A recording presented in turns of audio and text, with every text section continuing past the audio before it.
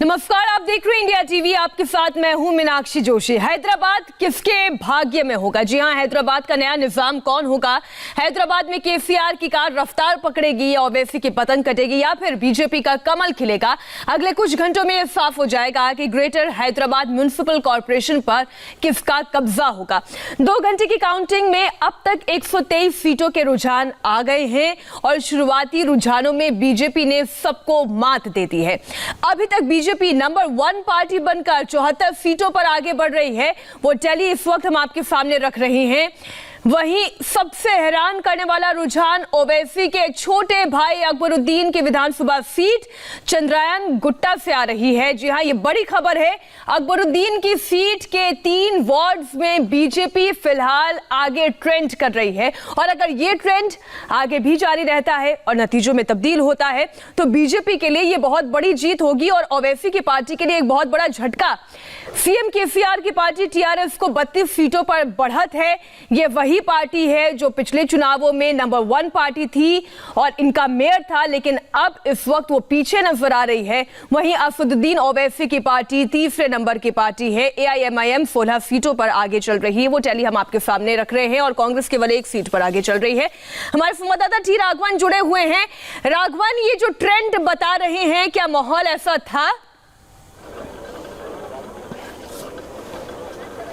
कि देखिए, जिस तरह का चुनाव प्रचार बीजेपी ने किया था और चेंज हैदराबाद की बात कही थी, उसमें लग रहा है कि कहीं से कहीं पोस्टल बैलेट्स में तो ये जो है बीजेपी अपने प्रचार में कामयाब होती नजर आ रही है। लेकिन हमें याद रखना होगा कि तकरीबन 35 लाख वोटों की गिनती होनी है और उसमें से अभी तक 10,000 वोटों की गिनती हुई है। और बड़ी खबर, जैसा आपने बताया, कि चंद्रायन गुट्टा यानी ओल्ड सिटी में भी बीजेपी कुछ सीटों पर पोस्टल बैलेट में बढ़त लेते हुए दिख रही है। तकरीबन 5 ऐसी सीटों का अनुमान बीजेपी के नेता लगा रहे हैं कि इस बार वो ओल्ड सिटी में जीत सकते हैं। पिछली बार उनके पास एक कॉर्पोरेटर था। अभी सबसे ज्यादा अगर टेंशन में कोई पार्टी नजर आ रही है मीनाक्षी, तो जाहिर तौर पर वो टीआरएस है, क्योंकि बीजेपी ने दुगनी से भी ज्यादा सीटों पर पोस्टल बैलेट में बढ़त बना ली है। तकरीबन 20 वार्ड की गिनती और पोस्टल बैलेट की बाकी है। उसके बाद first round of real ballot शुरू हो जाएगा।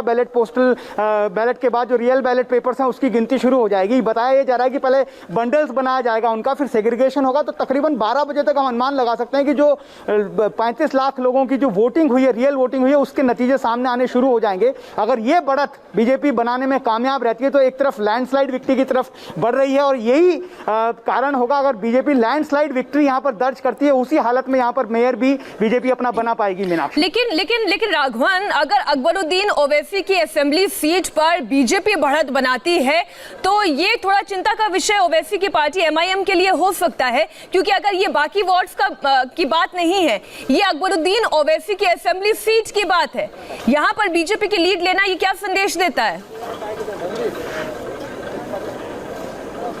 जी बिल्कुल, देखिए, इससे ही पता चलता है कि लोगों में नाराजगी जरूर है। लेकिन एमआईएम का लगातार ये दावा था कि जिस तरह के बाढ़ के बाद के हालात हैदराबाद में बने थे, सबसे ज्यादा पार्टी अगर किसी ने मैदान में होकर खड़े होकर काम किया, असदुद्दीन ओवैसी को हमने देखा कि लोगों के बीच में वो थे और जितनी भी समस्याएं थी लोगों की उसको सुलझाने की कोशिश यहां पर की गई थी।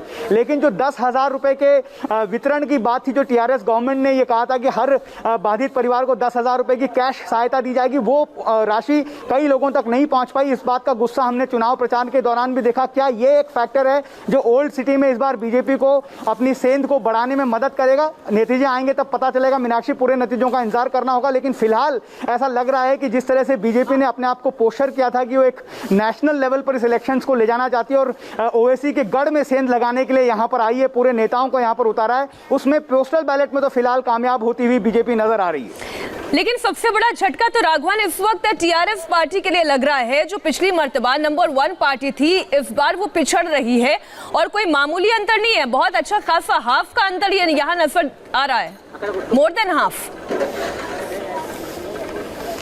जी बिल्कुल मीनाक्षी, जो जिस दिन मतदान हुआ था उस वक्त भी ये कहा जा रहा था कि जो बस्ती के वोटर हैं, यानी जो टीआरएस के कोर वोटर हैं, वो निकले नहीं, क्योंकि इस बात का गुस्सा लोगों में था कि केसीआर ने बाढ़ राहत के लिए बहुत ज्यादा काम नहीं किया था। लगातार बीजेपी भी आरोप लगाती रही है कि वो अपने फार्म हाउस से भी बाहर नहीं निकले थे। अपने बेटे केटीआर को यहाँ पर बाढ़ राहत के लिए पूरा काम जिम्मेदारी सौंपी थी। वो अर्बन डेवलपमेंट मिनिस्टर भी हैं टीआरएस सरकार में। लेकिन अगर ये बात सच है कि जो कोर वोटर टीआरएस का वो वो बाहर नहीं निकला, उसने इस बार वोटों से अपने आप को दूर रखा, तो जाहिर तौर पर टीआरएस के लिए चिंता की बात है। यानी राघवन, तीन फैक्टर हो सकते हैं। पहला ये कि टीआरएस को नकारा गया, उसका मतदाता बाहर नहीं निकला। दूसरा बीजेपी की एग्रेसिव कैंपेनिंग, और तीसरा एमआईएम को क्या विपक्ष के तौर पर देखना चाहती है बीजेपी, ये स्ट्रैटेजी क्या है, ये ज्यादा बेहतर समझा पाएंगे। गौरव भाटिया बीजेपी के नेता हमारे साथ जुड़ गए हैं। स्वागत है आपका गौरव भाटिया जी इंडिया टीवी पर। ये स्ट्रैटेजी थी बीजेपी की कि एग्रेसिव कैंपेनिंग करना, राज्य का भी चुनाव नहीं है ये, तो ये लोकल चुनाव है, ये निकाय चुनाव है, उसे भी एक नेशनल लेवल के इश्यूज के साथ खड़ा करना, आपकी स्ट्रैटेजी तो काम कर गई। मीनाक्षी जी देखिए, श्री नरेंद्र मोदी जी और जेपी नड्डा जी से हमने सीखा है कि कोई चुनाव छोटा नहीं होता है। और जब हमारी पार्टी के राष्ट्रीय अध्यक्ष नड्डा जी, अमित शाह जी गृह मंत्री जी और उनके साथ योगी आदित्यनाथ जी वहां जा रहे थे, तो विपक्ष टीआरएस और अकबरुद्दीन ओवैसी और असदुद्दीन ओवैसी कह रहे थे कि ये छोटे चुनावों में कहां आ जाते हैं। और हमारे मन में एक भावना थी कि जनता की सेवा करनी है, विकास के मुद्दे पे, वंशवाद के मुद्दे पे और हिंदू अस्मिता के मुद्दे पे ये चुनाव हमने लड़ा। और जो रुझान आ रहे हैं, हमें नतीजों का इंतजार रहेगा। लेकिन एक बात स्पष्ट है, आपने भी कहा हैदराबाद का निजाम कौन, मैं कहूंगा इसे संशोधित करके जो अमित शाह जी ने कहा था कि हमें पूरा यकीन है कि अगला मेयर जो है वो भारतीय जनता पार्टी का होगा। तो ये क्या दिखाता है, ये जो निजाम कल्चर है इससे मुक्ति मिले। और एक ही बात है, अकेले ही चला था जानिबे। कौन सी वाणी और कौन सा दावा सही है? देखिए मीनाक्षी जी, ऐसा है, मैंने शुरुआत ही करी ये कह के कि जिस तरह से आपके रिपोर्टर भी अभी बता रहे थे कि वहां बाढ़ आई लेकिन जो है कोई राहत नहीं पहुंची। हमारा मैनिफेस्टो देखिए, हमने कहा 25,000 रुपए हर घर में देंगे और जहां भी बाढ़ आई है, बाढ़ पीड़ित है, और इसके साथ किस तरह से ग्लोबल हब बनाएंगे हम हैदराबाद को, ये हमने कहा। तो विकास की हमने कई बातें करी, शिक्षा कैसे पहुंचेगी वहां पे, जो एनक्रोचमेंट है, कब्जा की गई है भूमि, उसको कैसे साफ किया जाएगा। और इसी के साथ साथ आपको याद होगा, हम 15 करोड़ हैं 100 करोड़ पे भारी। जहर उगलने का काम कौन करती है? वो पार्टी जिसके नाम में मुस्लिम लीग आता है। तो इसीलिए हमने कहा कि ये हिंदू अस्मिता की भी बात है, सभी नागरिक संविधान में बराबर है, तुष्टीकरण की राजनीति, सांप्रदायिक अच्छा राजनीति। गौरव जी, अभी एक ब्रेकिंग हम चला रहे हैं, ये बड़ा ही दिलचस्प है कि अभी भी आप अपना मेयर बनाने, हालांकि रुझान ये नतीजे नहीं है, लेकिन अभी भी आप 17 सीटें दूर हैं। और कितनी दिलचस्प बात है कि एआईएमआईएम के पास भी 17 ही सीटें हैं। मीनाक्षी जी देखिए, इंडिया टीवी तो बहुत ही प्रसिद्ध और विख्यात और ट्रस्टवर्दी चैनल है। आप खुद देखिए, अभी तो 128 सीटों के ही रुझान आए हैं, 22 सीटों के तो अभी रुझान भी नहीं आए हैं, और हमारा आंकड़ा जो है 78 तक पहुंचा है। हमें ये पूरी उम्मीद है कि हम लोग वहां पे पूर्ण बहुमत से अपना मेयर बना पाएंगे। और जो जनता है उनका मैं धन्यवाद देता हूं, किस तरह से उन्होंने दिखाया है कोई चुनाव छोटा नहीं होता। और अगर राष्ट्रीय चुनाव है तो श्री नरेंद्र मोदी जी के नेतृत्व पे सबको विश्वास है, और वो ही विकास की धारा हैदराबाद में भी बहाएंगे, इसलिए हमें यहाँ पे काफी अच्छे मत मिले हैं। गौरव जी, आप बने रहिएगा हमारे साथ। ग्रेटर हैदराबाद में मेयर कैसे बनेगा, जरा ये दर्शकों के लिए समझना बहुत जरूरी है। दरअसल हैदराबाद में वोट पड़े हैं और 150 सीटों पर ये वोट पड़े हैं, लेकिन जब मेयर का चुनाव होता है तो 195 सीटों पर वोट पड़ते हैं। इनमें से 45 वोट जीएचएमसी एक्स ऑफिशियो के हैं। इस तरह कुल 195 से जिस पार्टी को 98 वोट मिलेंगे उसी पार्टी का मेयर तय होगा। जीएचएमसी एक्स ऑफिशियो क्या है ये भी आपको समझना जरूरी है। जीएचएमसी की लिमिट से, यानी 4 जिलों के अंदर लोकसभा, राज्यसभा, विधानसभा, विधान परिषद के सदस्य जीएचएमसी एक्स ऑफिशियो में शामिल होते हैं। अब इस जीएचएमसी एक्स ऑफिशियो में टीआरएस सबसे आगे नजर आती है। इसमें टीआरएस के 31 वोट हैं। एआईएमआईएम के 10 वोट हैं तो वहीं बीजेपी के 3 वोट हैं। मौजूदा स्थिति की हम बात कर रहे हैं और कांग्रेस के पास 1 वोट है। यानी इस हिसाब से 98 वोट हासिल करने के लिए बीजेपी को चुनाव में 95 सीटें जीतनी होंगी, क्योंकि बीजेपी के पास जीएचएमसी एक्स ऑफिशियो में केवल 3 सीट है।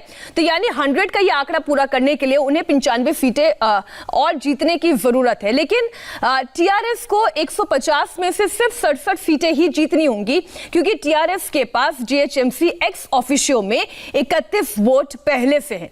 यानी टीआरएस के लिए मेयर बनना आसान है, लेकिन बीजेपी को लैंडस्लाइड जीत हासिल करनी होगी अगर उन्हें अपना मेयर बनाना होता है। हमारे साथ टीआरएस के सांसद श्रीनिवास रेड्डी जी भी मौजूद हैं। बहुत बहुत स्वागत है सर आपका इंडिया टीवी पर। जिस तरीके के रुझान आ रहे हैं, आपकी पार्टी कुछ ऐसा तो उम्मीद नहीं कर रही होगी?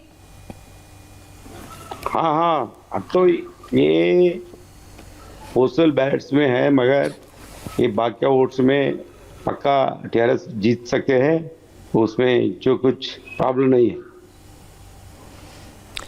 आपको क्या लगता है कि कितनी सीट्स आप जीत जाएंगे? पिछले के मुकाबले बेहतर प्रदर्शन या पिछला ही, या उससे कुछ कम? ये थोड़ा ये पोस्टल बैलेट्स में एम्प्लॉइज का रहता है, एम्प्लॉइज का थोड़ा फर्क है। ये पब्लिक तो टीआरएस के पीछे है, पक्का टीआरएस आ सकते हैं, उसमें कुछ प्रॉब्लम नहीं है। हमारे साथ बीजेपी के भी प्रवक्ता गौरव भाटिया बैठे हैं। वो ये कह रहे हैं कि जो मदद लोगों तक पहुंचनी चाहिए थी, वो भी इधर दिख रहे हैं। बीजेपी पोस्टल बैलेट में जो आगे है उसमें कुछ प्रॉब्लम नहीं है, मगर ये जनरल वोट्स में तो पक्का बीजेपी, पक्का ये टीआरएस आ सकते हैं, उसमें कुछ प्रॉब्लम नहीं है जी। राघवन हमारे संवाददाता हैं सर हमारे साथ। राघवन आपसे एक सवाल पूछना चाहते हैं। राघवन जी पूछें।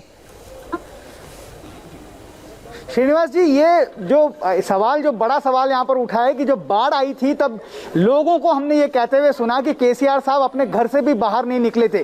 क्या आपको लगता है कि ये जो गुस्सा है लोगों का वो नजर आ रहा है? क्योंकि जिस तरह से हमने देखा कि पोलिंग के दौरान भी टीआरएस के नेता ये कह रहे थे कि हमारे वोटर्स जो है वोट डालने नहीं निकले। मजबूती काम कर रहे हैं गाँव में, हर एक जगहों में, पूरा विलेजेस को पूरा सिटी जैसा बन रही है हमारे केसीआर साहब।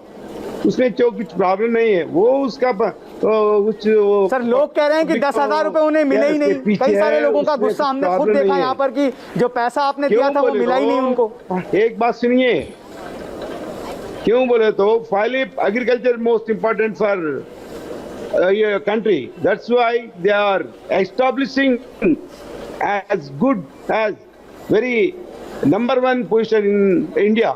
तेलंगाना। लेकिन सर राघवन का सवाल ये है कि जो 10,000 रुपए लोगों के खातों में जाने चाहिए थे, राघवन बता रहे हैं कि कई लोगों ने कंप्लेन की है कि उन तक ये राशि पहुंची नहीं, ये मदद पहुंची नहीं। ये मतलब तो ये इलेक्शन कोर्ट से वो बंद किया है, अभी फिर शुरू को होता है। अब तो इसमें वो 10,000 दिए वो फ्लड से पोजिशन में।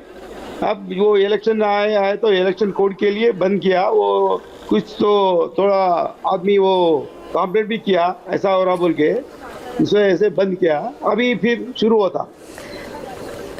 हाँ राघवन, आप कुछ पूछ रहे हैं? हेलो। लेकिन श्रीनिवास जी, इलेक्शन तो आपने प्रीपोन करवाया ना, ये तो मार्च में होना था। आप ही ने इसको 3-4 महीने पहले करा दिया, ये सोचकर कि माहौल बहुत खराब हो रहा है। लेकिन ये तो फिर भी आपके खिलाफ ही जाता हुआ दिख रहा है अभी भी। नहीं, पब्लिक में तो मास पब्लिक में पक्का। फिर देखो थोड़ा देर में अभी अलग रहता।